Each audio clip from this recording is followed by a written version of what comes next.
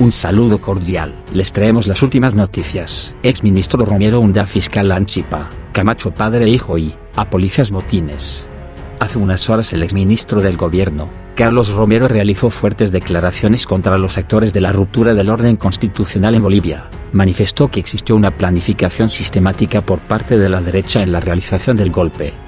Señaló que Tuto Quiroga, en un mensaje enviado en esos días, él mismo confesó que tuvo que gestionar la salida de Evo Morales del país, reconociendo de esta manera que efectivamente había dirigido las Fuerzas Armadas en el golpe. Así también, increpó al fiscal general Juan Lanchipa, a que responda por las ilegales detenciones que realizó en los días del golpe. Apuntó también en sus declaraciones a Camacho, padre e hijo, y a Fernando López, quienes fueron actores activos en la consumación de los hechos. Veamos una declaración de Jorge Quiroga Ramírez que señala que él ha coordinado directamente con el comandante de la Fuerza Aérea la salida de Evo Morales del país. Vamos a ver más adelante, eso es una suerte de confesión de parte, ¿no es cierto? Porque Jorge Quiroga dice: me tocó coordinar la salida del tirano, coordinar con la Fuerza Aérea Boliviana. Y también, a confesión de parte, relevo de prueba, diríamos, Camacho declara que su padre ya había arreglado, utiliza este término, había arreglado con los comandantes de la policía y las Fuerzas Armadas. Es decir, este arreglo se produjo mucho antes, varios días antes de la renuncia de Evo Morales. ¿Qué significa esto? Fuerzas Armadas y Policía Nacional coordinaban directamente con la oposición política muchos días antes de la salida de Evo Morales. Vamos a ver algunos respaldos. De todo que fue mi padre que cerró con los militares para que no salgan, y la historia fue tan hermosa en el transcurso de todo que fue mi padre que cerró con los militares para que no salgan. Fue por esa razón que la persona que fue justamente a hablar con ellos y coordinar todo fue Fernando López, el actual ministro de Defensa, y fue por eso que él está el ministro de Defensa para cumplir los compromisos. La policía, de la misma manera, fue mi padre. Cuando pudimos consolidar que ambos no iban a salir, fue que le dimos las 48 horas. Le dimos las 48 horas porque sabíamos que ya podía Santa Cruz trasladarse a La Paz, ¿no? Era ahí el problema. Aquí no iba a pasar nada porque no iba a mirar del balcón. Exacto.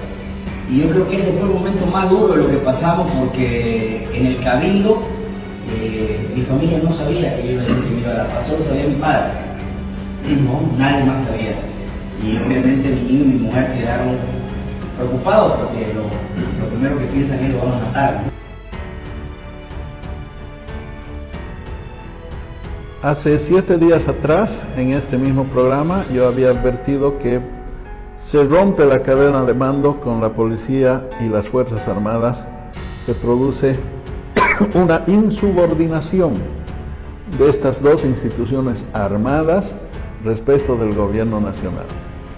Pero no solamente eso, sino que como producto de esta insubordinación y esta coordinación directa con actores políticos de la oposición, estas dos instituciones piden expresamente la renuncia de Evo Morales en la jornada del 10 de noviembre del año 2019.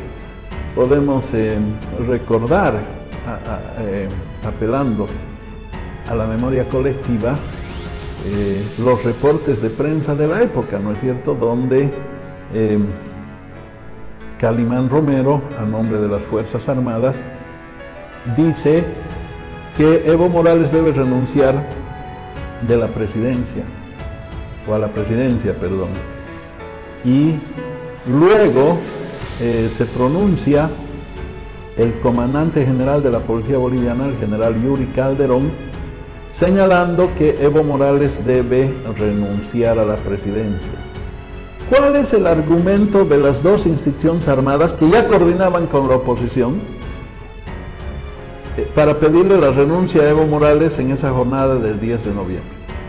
El argumento que utilizan las dos instituciones armadas de manera uniforme es que la renuncia de Evo Morales debería pacificar, debería neutralizar las movilizaciones que se estaban produciendo en el país, tanto en defensa de Evo Morales como de los sectores de oposición al gobierno de Evo Morales, y que esa renuncia debía hacerse para evitar que haya sangre, para evitar que haya víctimas, para evitar que haya muertos en Bolivia. Fíjense ustedes qué importante es tomar en cuenta este elemento en la línea argumental del comandante de las Fuerzas Armadas y del comandante de la policía.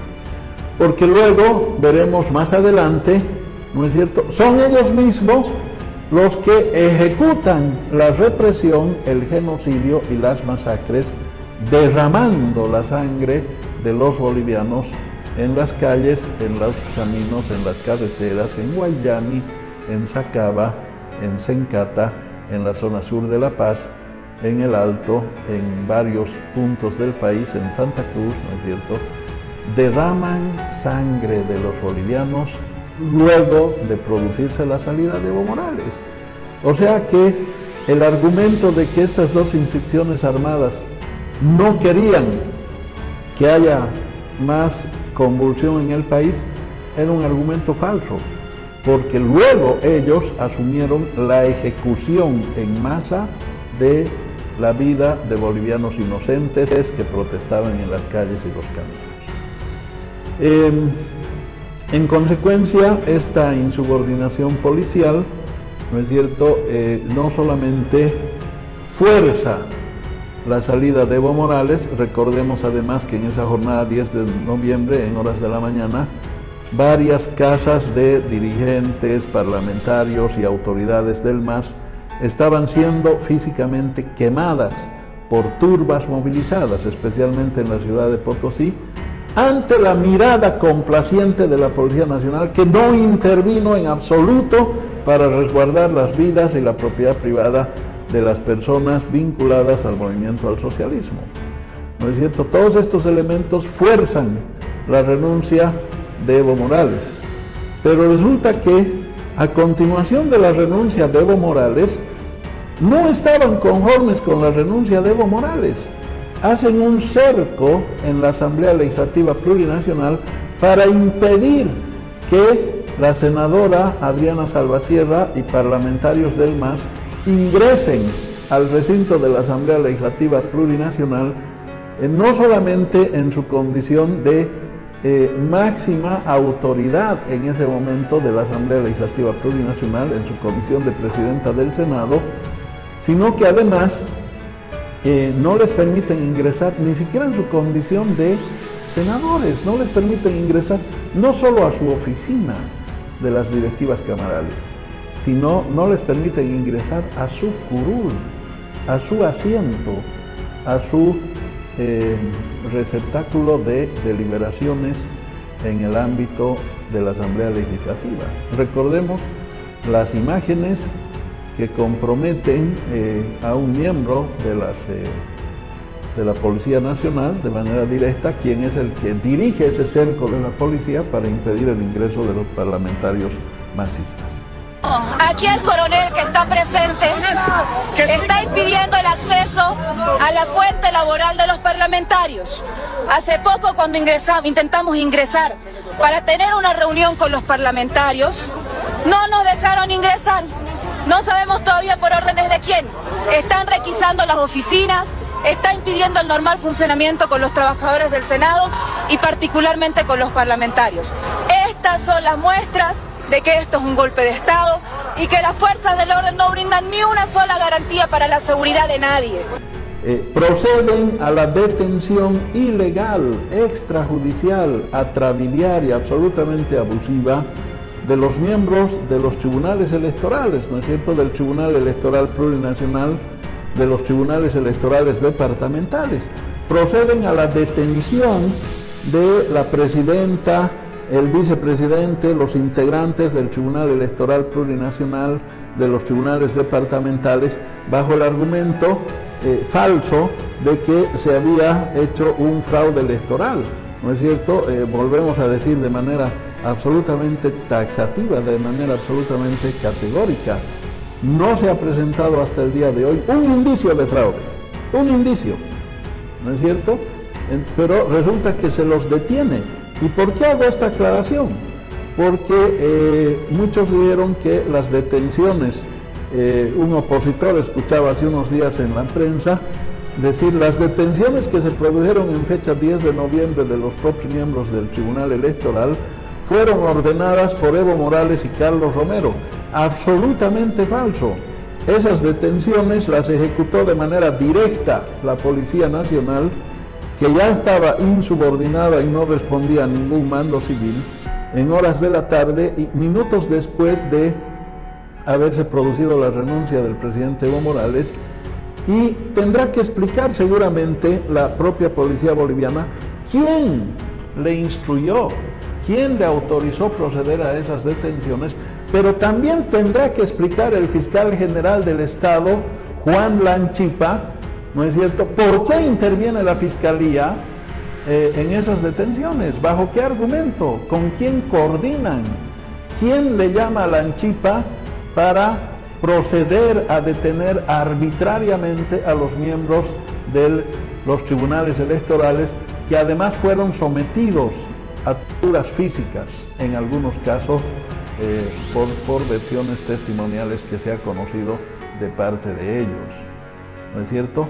Como que también las 200 personas que le asignaron de seguridad a Pumari y Camacho, por qué la policía y con quién coordinó, quién le instruyó, respondiendo a quiénes, ¿no es cierto?, procedió a brindar protección física a Camacho y Pumari, que simplemente eran unos conspiradores golpistas, no tenían ningún estatus, ningún cargo, ninguna función pública como para merecer protección policial, ¿no es cierto? Igualmente la policía boliviana debe aclarar por qué procedieron a armarle cápsulas de seguridad al señor Camacho, hacerlo bajar del Alto a La Paz, desobedeciendo las instrucciones del ministro de Gobierno en ese momento, que era mi persona. Suscríbete a mi canal para recibir más videos.